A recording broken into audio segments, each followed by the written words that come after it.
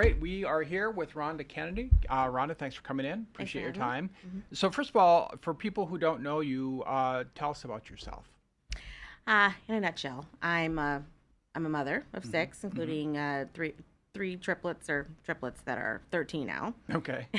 A 35-year-old who's married with four kids, a 31-year-old, and a 29-year-old. I'm a practicing civil rights constitutional lawyer, Hmm.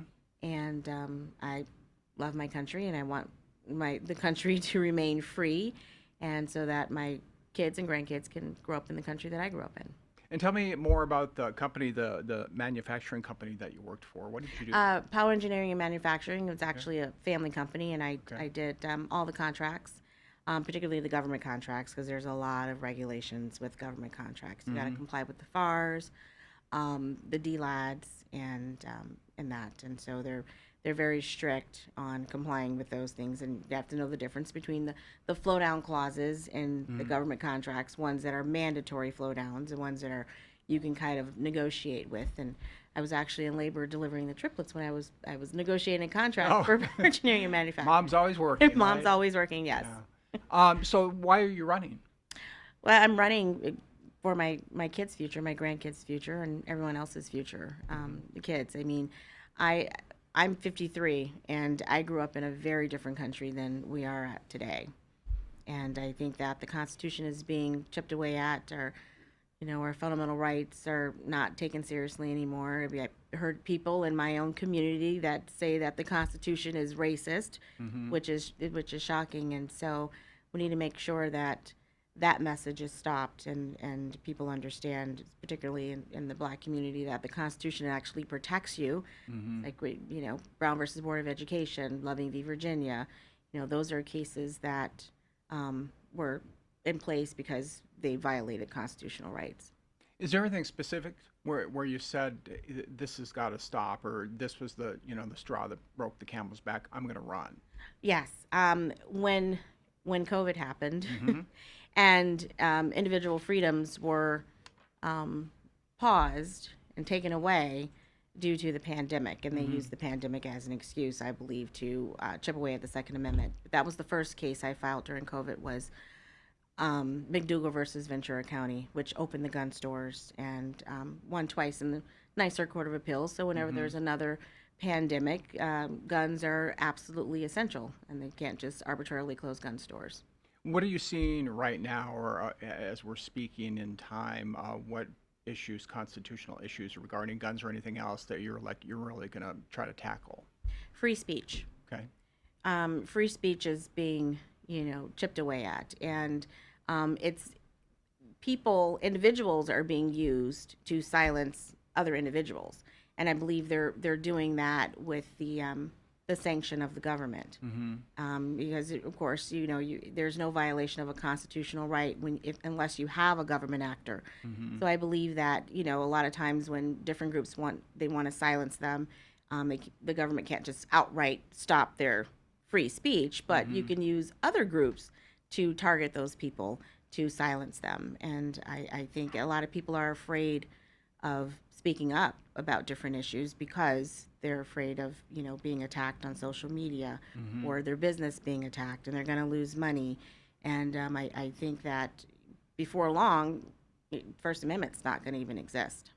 What about in District 4? What else are you seeing? Anything specific that that's already on your radar? Yes, District 4, there are opportunities there, Hmm. but they're not being utilized. A lot of it is they're not utilized because the people in the community don't know Hmm. in CD4. Like opportunity zones.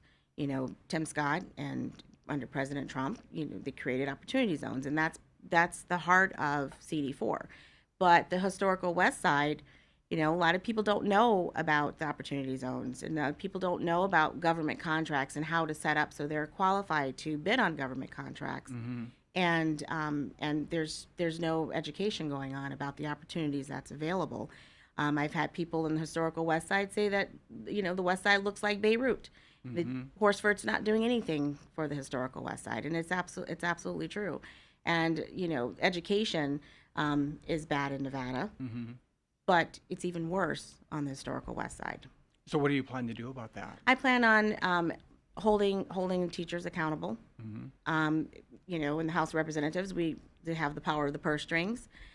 So if you're not, we control the funding. So if you're not doing um, the job that you should be doing, Hmm. graduating students higher than a fifth grade reading level, Hmm. then funding is going to be cut, or you don't need that much money for if you're not doing your job. So I think bringing up education is my number one priority. And I know there's not, the feds only have so much power. That's a state issue, 10th Amendment state issue. Hmm. But you can also, but the power of purse strings go a long way, especially with working, hand in hand with state legislators, and helping improve what do they need to improve education, what's missing, and also school choice. I'm a advocate for school choice. I don't believe you should be strapped down to what school you go to based on your zip code. I mean, I grew up in a small town in Wisconsin. My family had moved 60 miles away from Milwaukee so that get a decent education. Hmm. We were the only black family in the whole town out of 2,300 people, but I've seen the difference between getting educated in one zip code versus education in a different zip code in the city. So one, holding teachers accountable, money. What could you do then to improve schools along with that? Qualified teachers. And some teachers they were qualified, and they probably still are qualified, but they Hmm. just don't care anymore. When there's no consequences, when you're protected by by the teachers unions and other politicians, there's no accountability. Hmm. And I know that they can do better. But if you're not going to face any consequences, it's just business as usual. And I know children can be difficult. Every child is imperfect. Every student is imperfect. So sometimes there are students that may need extra attention, behavioral Hmm. wise, Hmm. and teachers just ignore them because it's too difficult. And so I think holding the teachers accountable, giving the teachers the tools that they need. I mean, there's no reason why politicians and the teachers union should be enemies, right? They should work together Hmm. because it's about the betterment of children and their education. So I think actually working with the teachers union, not as an adversary, but asking them, well, what tools do your teachers need? And, in meeting directly with the teachers, because sometimes the union's agenda and the actual teachers' agendas don't align. I've talked to some people who have told me that they've had problems with finding mental health help Hmm. for their children, autistic or some Yeah. other kind of disability, and just really kind of at their wits' end about trying to find something and facing a lot of closed doors. Is there anything you can do to open that door? How much will you deal with that issue that I hear from parents? That's a good question. I've had parents that have come forward with me, and discussed that with me as well. Mm-hmm.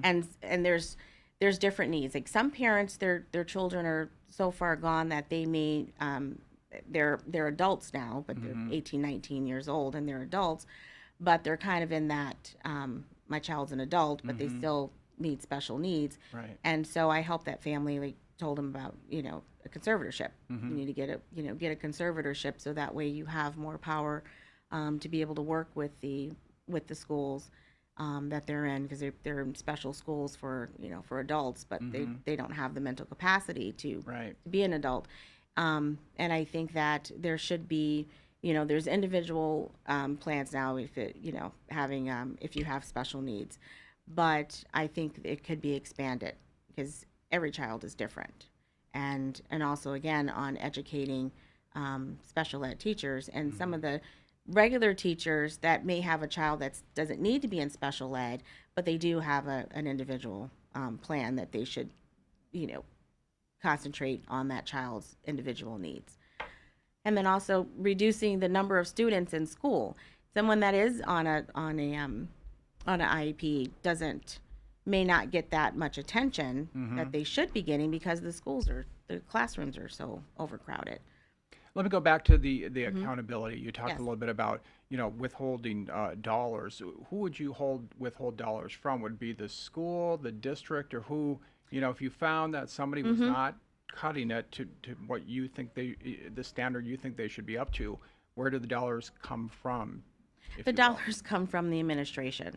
Let's just face it. Like our superintendent for Clark County gets $500,000 a year. I mean, $500,000 a year. That's a lot of money.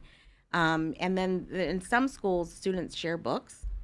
That's kind of upside down. The money should go to the teachers. Money should go to the schools and the tools that the school needs and the teachers need to make sure that our children are be able to compete, because they're not competing. They can't compete with many of the other states, more or less the rest of the world, with graduating with a fifth grade reading level. Um, and so I think that, we need to stop the top heavy administration from, the high administration salaries versus the teacher salary. You would think a teacher would make that much money, not the superintendent. Should a teacher who is not maybe performing up to a certain level be terminated? Absolutely. I mean, it happens in every other job. You get a performance review, and if you're up to par, then you stay. You may get a raise. You may tell how you can improve your performance, but you don't get a pass. I mean, you don't get a pass if you're not doing your job. It's not no teacher left behind. It's no student left behind. Let me talk about immigration. Very controversial. So your stance is deport criminal illegal aliens from your campaign literature, correct? Can you expand on that a little more? Absolutely. First, I would say if you invited someone into your house, you know who's there. If someone just breaks in and they're there, you don't know what that person's back history is, what they've done in the past. And having criminals in our country, and half of them we don't know that they're even here, is very dangerous. When I was 13 years old, my uncle was actually murdered by an illegal alien who had police contact 3 times before he murdered my uncle. And had any one of those times, had he been deported, my uncle, who passed away at 26 years old, who was murdered at 26 years old, would have been able to get married, have children, and grow up. But he didn't. His life ended at 26, and now I'm 53, and and it's just and that just about killed my grandparents. It broke their hearts. I could just remember the screams from my grandmother when she got the news that my uncle had been murdered. And that's just me, but that happens in this country every single day. And I have no problems with people who want to come to America for a better life, but we have rules and laws and regulations. Just follow the rules and laws and regulations and you'll be fine. Would you follow President Trump on his stance? I mean, do you agree with what he's been doing with immigration? Yes, Okay.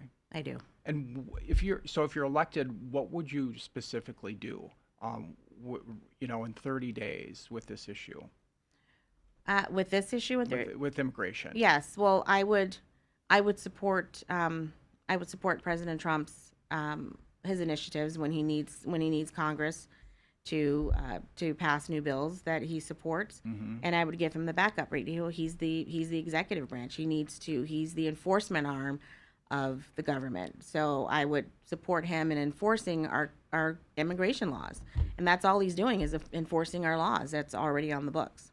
Let's talk about lower cost of living. So many families hurting out there. We've got gas prices still very high. Groceries are still high, and people just are having a very, very difficult time making ends meet. I talked to a single mother recently who just cannot afford to get into a home. She doesn't have the down payment money. The interest rates at 6 and 7%. She's just shut out. She's frustrated, and she kind of doesn't know where to turn other than I'll just rent for now and maybe hope the rates will come down and I'll try to save some money. What would you say to somebody in that position? Well, actually, ironically, I had a plan in 2020 where I wanted to overhaul the FHA program, which is it's a government-backed loan. The interest rates are low. The down payment is low. There's even down payment assistance. But the problem is that many people don't qualify with the banks. Now, there's not a requirement. There's no credit score requirement from the FHA, from HUD. The credit score requirement comes from the banks. and it varies from bank to bank. And so I would like to see the FHA, Congress implements that instead of using the 3 private credit bureaus that can determine where a person lives, they can limit them to zip codes. I think there's a lot of unscrupulous things that goes on with the credit bureaus, that they should base it on your rental history. So if a family is renting for somewhere for 10 years, it's when they want to buy a home, they should be able to, and use that rental history in lieu of a credit score. I mean, if you could pay your rent consistently for 3 years, why couldn't you pay a mortgage? And studies have shown that a neighborhood with a high home ownership has a lower crime rate and a higher graduation rate. And yeah. What about, pardon, I didn't mean to interrupt. What about groceries and, food and those kinds of things? What do you think you could do if you go to Washington to try to help people lower those costs?